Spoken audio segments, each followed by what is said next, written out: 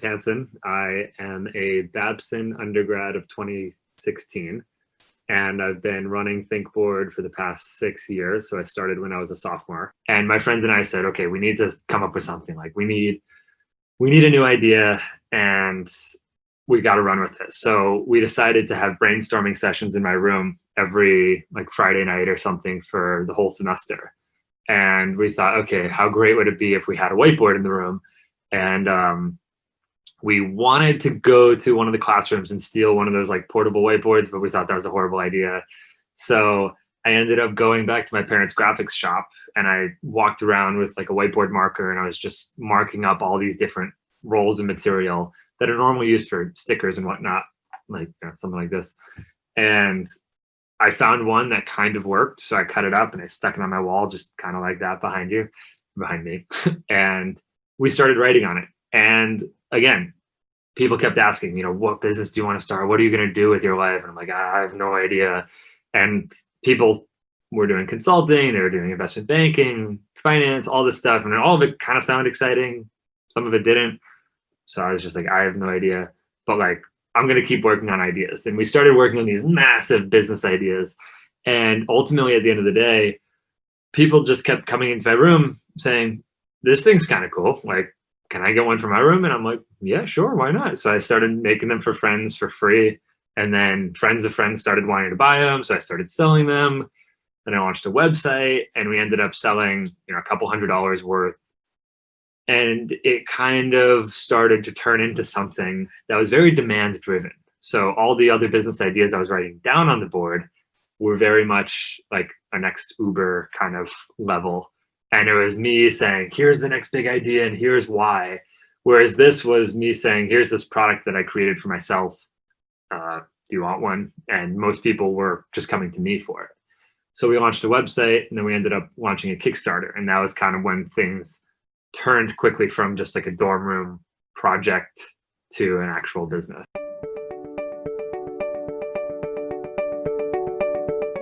We faced some serious product failures and some horrible reviews on Amazon. There's a whole podcast and magazine article on it, on Entrepreneur, about how we launched our first product as an MVP, and it just kept selling very well, and people loved it. And like, we were super responsive to our customers that were buying online.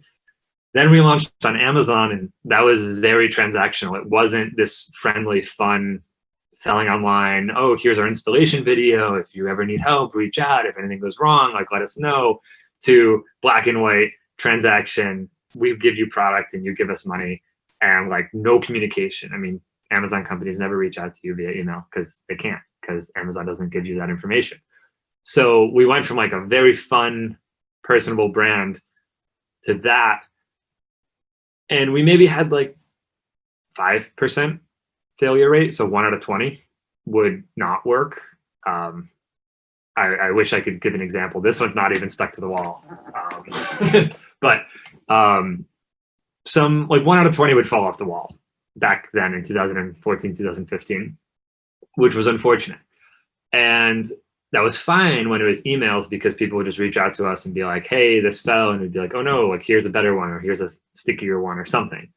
With Amazon, they're like, 1 star, this product sucks. And we, like during my senior year at Babson, sales just started going up, like thousands more dollars per month. And I was kind of like, whoa, this is amazing. Like, I'm still just kind of a one-man team, and everything's going in a really positive direction.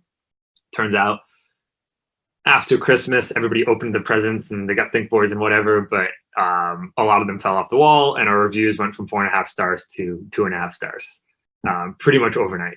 And the company went from making enough to pay me a salary per month to losing a couple $1,000s a month as I was graduating from my senior year. So that was purely a manufacturing challenge, launching too early, but like also, I mean, I'm also a huge proponent of just launch the product, launch the business, and just start going with it and getting feedback, because you'll never get to that perfect product until you've failed that many times. So it's the classic story of, failure is good.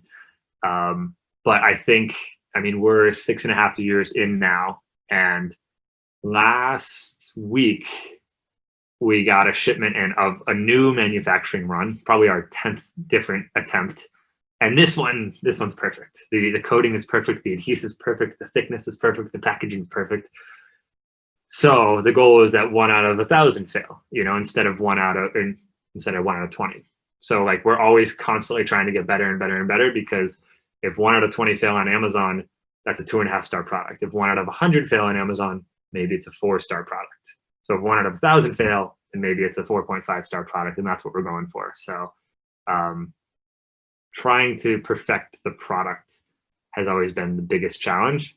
But if you look at a company like Lululemon or Tesla, who sell very expensive products in their category, but really good quality, and really don't spend much on marketing because they just have a really good quality product, that's kind of what we're going for, is let's let the product speak for itself, and we'll just put it out there, and people will tell their friends, and it'll just become this hopeful success story around just a good quality product.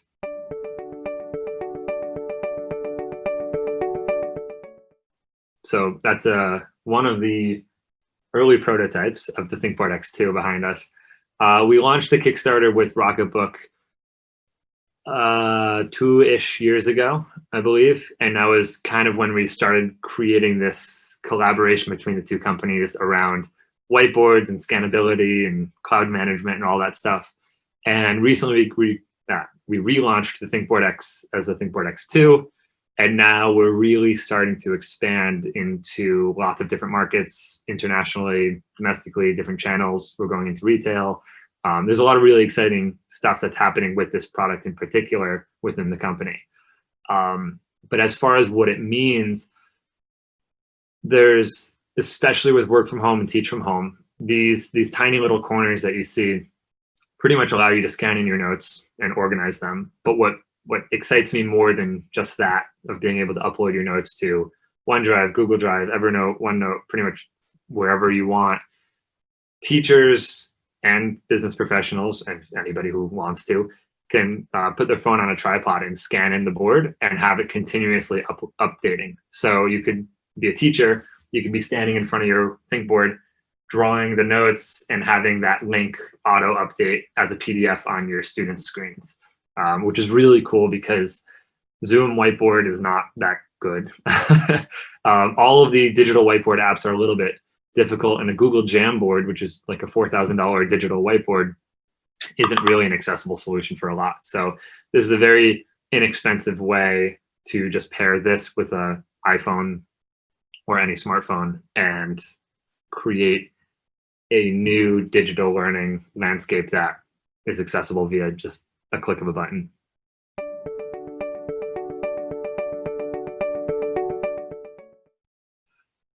People reached out to us and said, you guys make clear, sticky, white, like clear ThinkBoards, essentially, right? We have white and we have clear and custom and all this other stuff. But they're like, you make clear plastic. Can you make clear plastic face shields? And we're like, I don't see why not. So we reached out to our manufacturers and we're like, is this possible? And they said, yes. So then we got into the production of face shield manufacturing.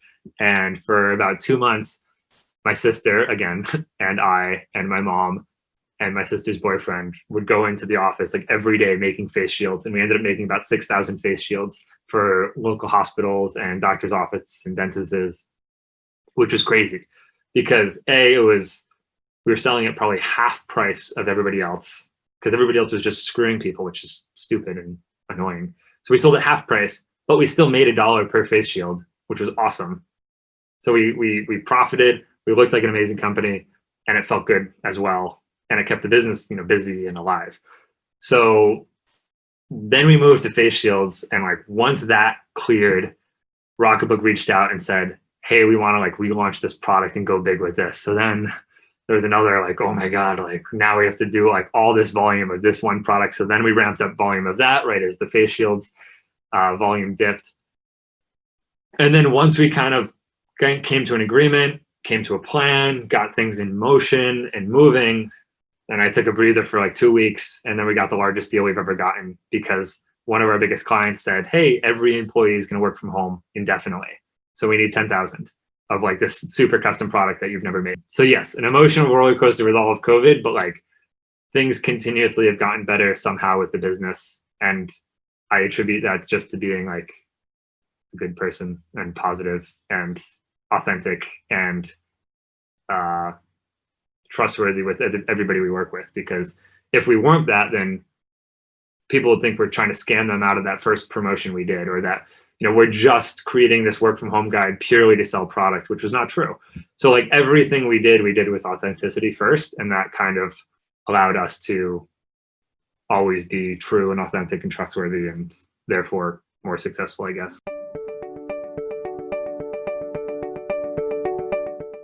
So this product's going to be probably the best selling product multiple times over, which is great. That's cool. I'm excited about that. But I think what I'm really excited about is our new premium products that we just got in last week that I mentioned. So officially we have like an all-in-one clear premium and white premium lineup of products. And like I mentioned before, it was just this clear plastic sticker initially, and we've continuously improved. Okay, let's make clear better, but our white was still pretty bad. Then we made our white better, but our clear was still pretty bad. And we just like kept stepping up and up and up. And like one product was always better than the other, and one was cheaper, and it was just like confusing.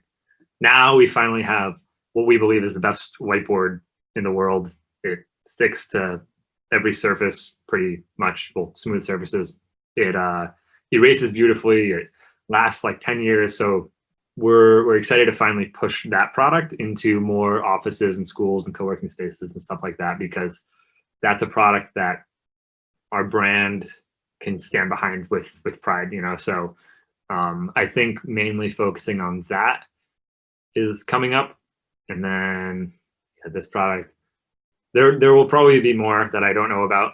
That's the exciting thing about running this business, is there seems to always be like, I have like my business professors would hate me, but I really have no plan, no business plan. I kind of just play things like month by month and just see where things feel right, and just kind of keep my options open. And my friend mentioned that we were able to drastically scale down the business with COVID, and then like drastically scale up to fulfill this largest order all within like a 6-month window, which is really cool. So we're very flexible and adaptable, and just kind of listening to our customers as to what they want, because that's ultimately determining the direction that we should take the business. So we'll just keep doing what we're doing.